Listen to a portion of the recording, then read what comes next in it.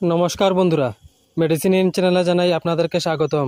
বন্ধুরা, আজ একামপ্রল ট্যাবলেটের কাজ এবং পার্শ্ব প্রতিক্রিয়া নিয়ে বিস্তারিত আলোচনা করব, তাই ভিডিওটি শেষ অবধি অবশ্যই দেখবেন এবং চ্যানেলে নতুন হয়ে থাকলে চ্যানেলটিকে সাবস্ক্রাইব করে নেবেন, যাতে ওষুধ সম্পর্কে সঠিক তথ্য সবার আগে আপনারা পেয়ে যান।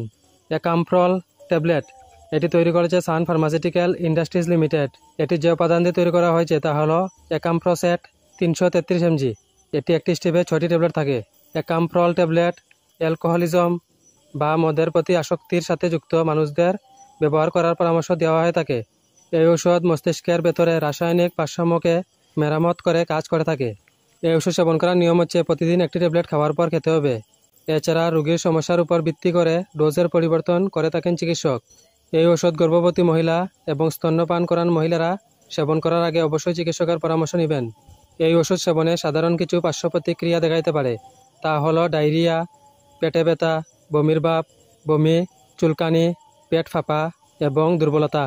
যদি এরকম সমস্যা দেখা দেয় তাহলে ওষুধ সেবন বন্ধ করে অবশ্যই চিকিৎসকের পরামর্শ নেবেন। বন্ধুরা, ভিডিও ভালো লাগে থাকলে লাইক, কমেন্ট, শেয়ার অবশ্যই করবেন। ধন্যবাদ।